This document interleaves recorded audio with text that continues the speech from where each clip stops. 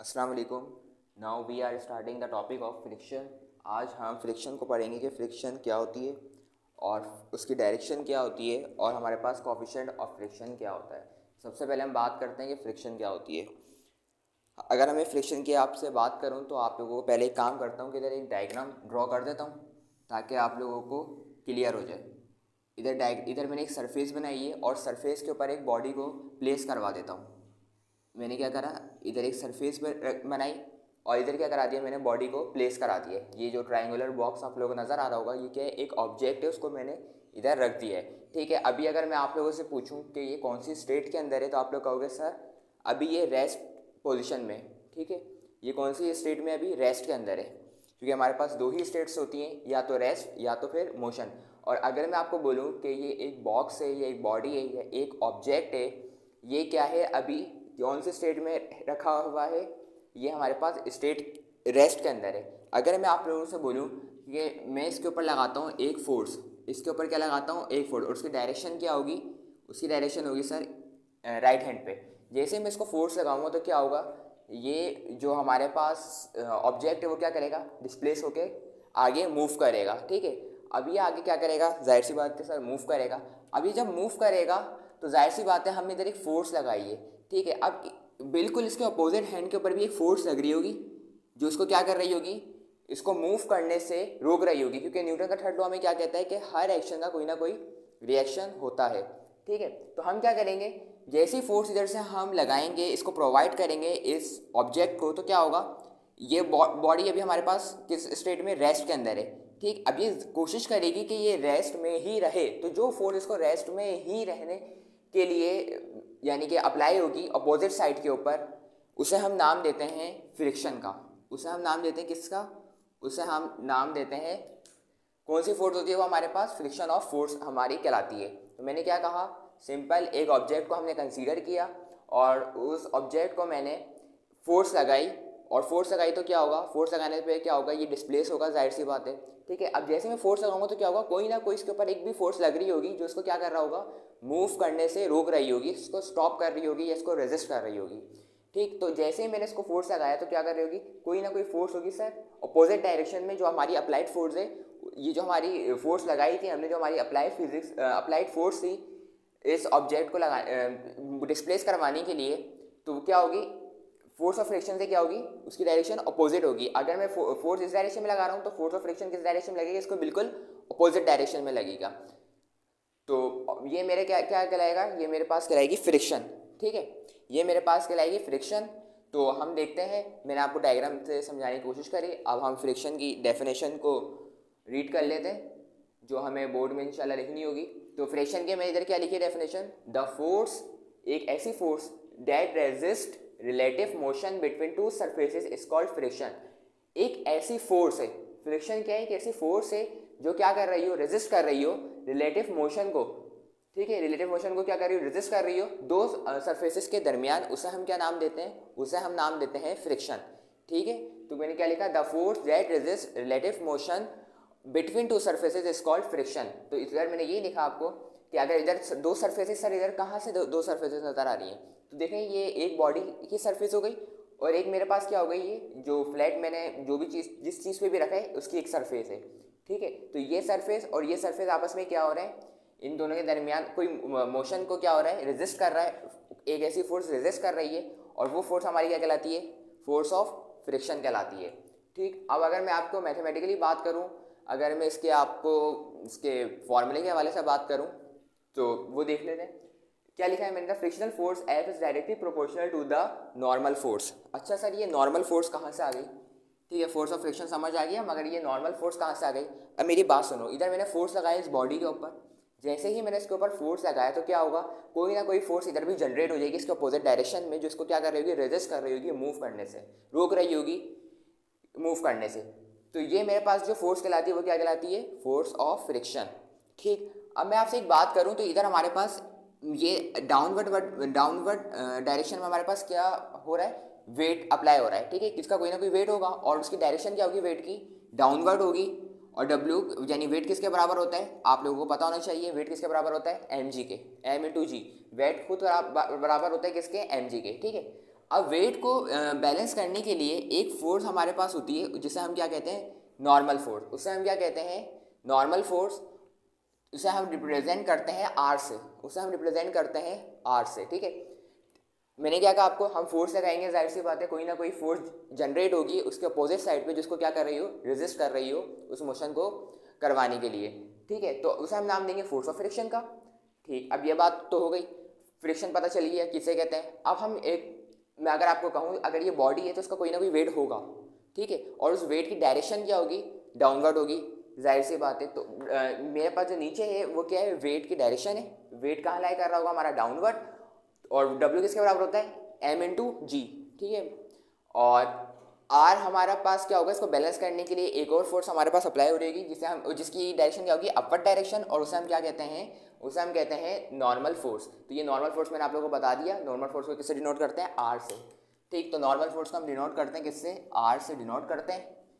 और हम जितनी, अब हम देखें इधर तो फ्रिक्शनल फोर्स क्या होती है हमारे पास, फ्रिक्शनल फोर्स डायरेक्टली प्रोपोर्शनल होती है किसके, नॉर्मल फोर्स के, ठीक है। तो मैंने स्टेटमेंट लिखी और इधर लिख दिया कि फोर्स ऑफ फ्रिक्शन किसके डायरेक्टली प्रोपोर्शनल है, नॉर्मल फोर्स। नॉर्मल फोर्स मतलब आर, बताया आप लोगों को नॉर्मल फोर्स किससे डिनोट होता है, आर से। तो फोर्स ऑफ फ्रिक्शन किसके डायरेक्टली प्रोपोर्शनल है, नॉर्मल फोर्स के, ठीक है।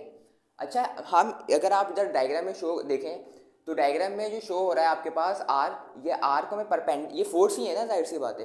तो इसको मैं क्या कर सकता हूँ, इसको मैं परपेंडिकुलर फोर्स बोल सकता हूँ प्लेन के, अगर मैं अकॉर्डिंग बात करूँ आप लोगों से, ये हमारे पास प्लेन बना हुआ है, ठीक है, ये डाउनवर्ड डायरेक्शन है, ठीक है। और ये क्या है मेरे पास, ये मेरे पास अगर मैं देखूँ तो इधर 90 डिग्री पे फोर्स लग रही है। तो जो 90 डिग्री पे फोर्स लग रही है नॉर्मल फोर्स, इसे हम क्या कहेंगे, परपेंडिकुलर फोर्स भी कह सकते हैं, ठीक है। तो घबराइएगा नहीं, इसकी जगह हम, अगर मैं नॉर्मल फोर्स की जगह मैं इधर परपेंडिकुलर फोर्स भी लिख दूँ तो बात एक ही है। खैर, force of friction is directly proportional to the normal force, यानी कि F डायरेक्टली प्रोपोर्शनल होगा R के। जैसे हम प्रोपोर्शनलिटी का साइन को रिमूव करेंगे तो हमें पता है कि सर एक इज इक्वल टू आता है और कांस्टेंट ऑफ प्रोपोर्शनलिटी आता है। इधर मेरे पास आएगा म्यू, ठीक है, इसे हम कहते हैं म्यू कहते हैं। और जहाँ यू हमारा क्या है, प्रोपोर्शनलिटी है, और उसे हम कहते हैं कोफिशिएंट ऑफ फ्रिक्शन, ठीक है। तो where you is proportionality constant and is called coefficient of friction, जिसे हम म्यू कहते हैं, ठीक है। अगर मैं आप लोगों से बात करूं कोफिशिएंट ऑफ फ्रिक्शन के हवाले से, तो इसके भी एक डेफिनेशन हमारे पास बन सकती है। वो क्या बन सकती है सर, ये आर मल्टीप्लाई कर रहा है, अदर साइड भी क्या करेगा, डिवाइड, तो फोर्स अपॉन आर किसके बराबर हो जाएगा, म्यू के। तो मैं इधर क्या लिखूंगा कि फोर्स अपॉन आर क्या हो जाएगा, मेरे पास म्यू हो जाएगा। तो मैं इसको क्या लिख सकता हूँ, द रेशियो बिटवीन, इधर देखें फॉर्मूला पे, the ratio between force of friction, the ratio between force of friction and perpendicular force is called coefficient of friction. तो बहुत आसान है, अगर आप लोगों को पता हो तो आप लोग डेफिनेशन खुद भी लिख सकते हो, पेपर में पूछ सकते हैं। तो कोफिशिएंट ऑफ फ्रिक्शन की मैंने डेफिनेशन लिख दी, इधर क्या लिखी है, the ratio between force of friction and perpendicular force is called coefficient of friction, ठीक है। तो फोर्स ऑफ फ्रिक्शन और नॉर्मल परपेंडिकुलर फोर्स का हम अगर रेशियो निकालें तो वो हमारे क्या कहलाता है, कोफिशिएंट ऑफ फ्रिक्शन, ठीक है। अगर अब मैं बात करूं आप लोगों से डायरेक्शन की, फ्रिक्शनल फोर्स की, अगर मैं आप लोगों से डायरेक्शन की बात करूं तो इधर आपने क्या देखा था कि सर हमने जैसे ही ये जो फोर्स है, ये कौन सी फोर्स है हमारे पास, अप्लाइड फोर्स है। ये हमारे पास कौन सी फोर्स है, ये हमारे पास अप्लाइड फोर्स है जो हमने लगाई है। अप्लाइड फोर्स का मतलब क्या है, जो हमने लगाई है इस बॉडी को मूव करने के लिए, ये हमारी कौन सी फोर्स कहलाएगी, अप्लाइड फोर्स। और इसको मैंने इस डायरेक्शन में लगाई, जैसे मैंने डायरेक्शन में फोर्स लगाई तो क्या होगा, ये बॉडी कहीं ना कहीं मूव करेगी, आगे मूव करेगी, जाहिर सी बात है। अब आगे मूव करने के लिए कोई ना कोई ऐसी फोर्स होगी जिसको क्या करेगी, रोक रही होगी, रेजिस्ट कर रही होगी मूव करने से। तो ऐसी फोर्स को मैं क्या नाम देता हूँ, फ्रिक्शनल फोर्स, ठीक। और एक हमारे पास क्या होगा, वेट होगा, जाहिर सी बात है उसकी डायरेक्शन क्या होगी, डाउनवर्ड होगी। जैसे हम वेट किसके बराबर होता है, mg, और जिसको बैलेंस कौन करता है हमारे पास, नॉर्मल फोर्स हमारे पास वो करती है इसको बैलेंस। खैर, अगर मैं अभी आपसे डायरेक्शन की बात करूँ, किसकी, कोफिशिएंट, वो फ्रिक्शन की, फोर्स ऑफ फ्रिक्शन की अगर बात करूँ तो फोर्स के क्या है सर, अपोजिट है, फोर्स के क्या है, अपोजिट है। इधर देखें, फोर्स में इस डायरेक्शन में लगा रहा हूँ और फोर्स ऑफ फ्रिक्शन हमारे पास किस डायरेक्शन में, इस तरफ से रुक रही है, तो जाहिर सी बात है इस डायरेक्शन में होगी। तो क्या है हमारे पास जो वो फोर्स ऑफ फ्रिक्शन की जो डायरेक्शन है हमारे पास क्या है, अपोजिट टू क्या है, opposite to the applied force है, ठीक है। अपोजिट टू द क्या है हमारे पास, अप्लाइड फोर्स है, ठीक है। तो अब हम एक काम करते हैं, और इसकी अगर मैं डायरेक्शन आपसे पूछूं प्लेन के अकॉर्डिंग, तो प्लेन क्या है मेरे पास, ये रहा है ना, ये स्ट्रेट लाइन है। अगर मैं आपसे बात करूं फ्रिक्शन की, कि फ्रिक्शन की जो हमारे पास फ्रिक्शन और प्लेन के हवाले से बात करूं तो ये आपस में क्या है, पैरेलल है, ठीक है। ये आपस में क्या होंगे, पैरेलल होंगे हमारे पास। आप लोगों को दिख रहा है डायग्राम में शो, आप लोगों को अच्छे से हो रहा है। अब हम जो मैंने ये समझाया है वो बात हम लिख लेते हैं कि डायरेक्शन ऑफ फ्रिक्शनल फोर्स क्या होती है। Frictional force are always parallel to the plane of contact. हमारे पास जो फ्रिक्शनल फोर्स होगी वो क्या होगी, हमेशा पैरेलल होगी किसके, प्लेन ऑफ कांटेक्ट के। ठीक है, तो प्लेन ऑफ कांटेक्ट क्या है अभी, ये रहा सर, ये लाइन ड्रॉ है जो आपने सरफेस बनाई है, और फ्रिक्शनल फोर्स यूँ अप्लाई हो रही है, तो ये क्या है, आपस में दोनों पैरेलल हैं। ठीक है, between two surfaces and opposite to the direction of the applied force. और क्या होगी मेरे पास, ये जो फोर्स ऑफ फ्रिक्शन है किसके अपोजिट होगी, किसके डायरेक्शन के अपोजिट होगी, फोर्स जो हम लगा रहे होंगे उसके क्या होगी, उसकी डायरेक्शन अपोजिट होगी। किससे अपोजिट होगी, फोर्स ऑफ फ्रिक्शन, ये डायरेक्शन हमारे पास अप्लाइड फोर्स की क्या होगी, बिल्कुल वो अपोजिट होगी। तो ये टॉपिक था हमारा friction, coefficient of friction, direction of frictional force. खैर ये ज़्यादातर आपका एमसीक्यूज के पॉइंट ऑफ व्यू से बहुत इंपॉर्टेंट है, ये जो पैरेलल अपोजिट आ गया इधर, तो एमसीक्यूज के हवाले से ये ज़्यादा इंपॉर्टेंट है। खैर आप पेपर में भी लिख सकते हो इसको। और बाकी ये फ्रिक्शन, कोएफिशिएंट ऑफ फ्रिक्शन और advantages of friction, disadvantages of friction, rolling friction, sliding friction, खैर उसकी टाइप्स जो आती हैं फ्रिक्शन की, ये भी पेपर में एक लॉन्ग के अंदर आप लोगों से पूछ सकते हैं।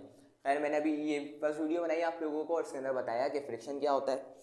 ठीक, और बाकी पिछली मैंने जो आपको लेक्चर दिया है उसके अंदर भी पूरा लेक्चर चल रहा है, हमारी सीरीज़ चल रही है। अगर आपको पिछले लेक्चर को रिवाइज करना है तो आप लोग प्लेलिस्ट एक्सेस कर सकते हैं। खैर मैं अभी इसको समराइज़ करता हूँ। ठीक है, समराइज़ करता हूँ कि फ्रिक्शन क्या होता है भाई। तो आप लोग इस डायग्राम को देखिए, ये डायग्राम मैंने बनाई हुई है। ठीक है, ये एक बॉडी है। ठीक है, इसको मैं मूव करवाने के लिए क्या करूँगा सर, कोई ना कोई फोर्स लगाऊंगा। मैंने जैसे ही फोर्स लगाई इसको इस डायरेक्शन के अंदर, इस डायरेक्शन के अंदर, तो क्या होगा, ये बॉडी मूव करेगी और कोई ना कोई इसके राइट हैंड पे कोई ना कोई ऐसी फोर्स होगी जिसको क्या करेगी, रेजिस्ट कर रही होगी मूव करने से, रोक रही होगी कि वो मूव करे।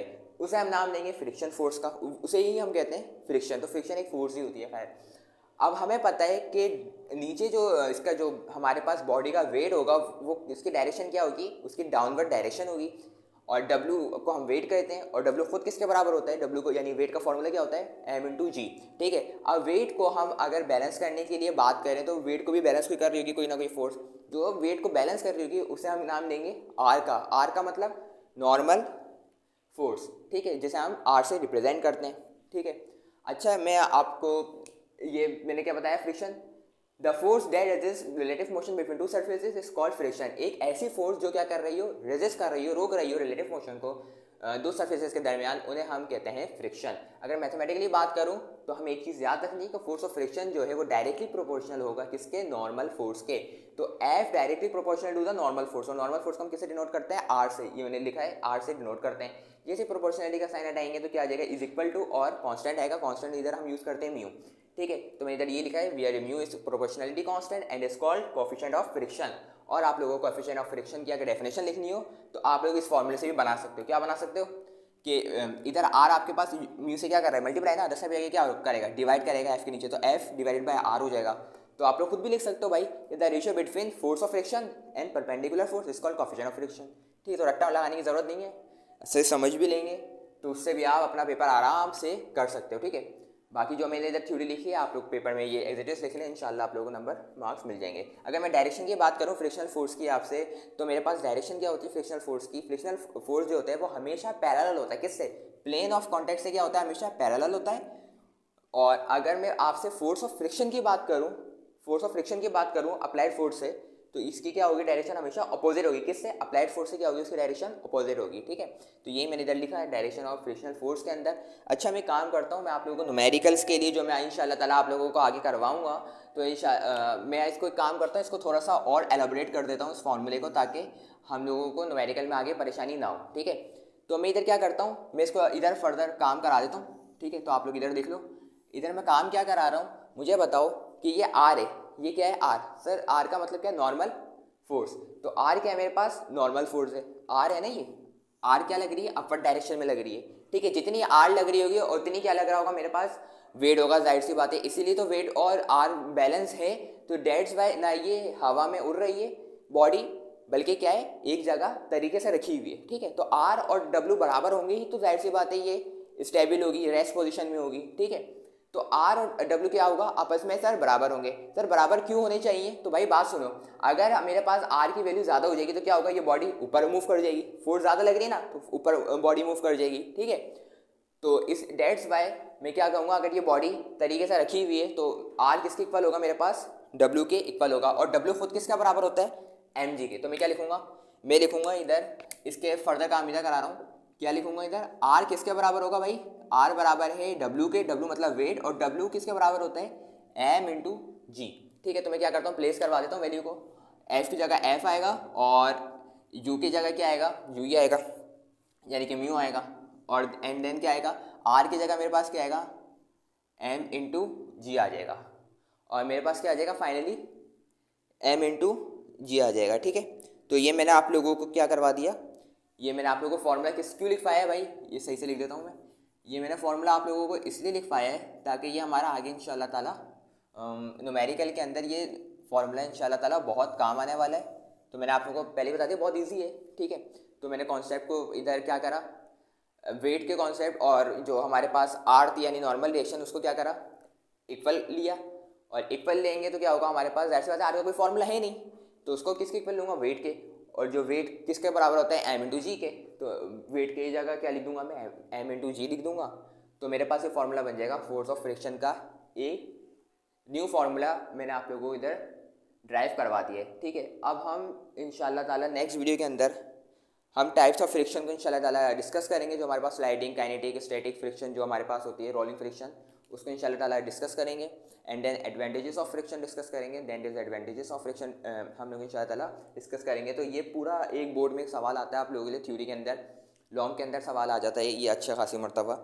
और अगर आप लोगों को इसके प्रीवियस लेक्चर्स देखने हैं इस चैप्टर के, तो आप लोग देख सकते हो, प्लेलिस्ट आप लोगों के पास मौजूद होगी।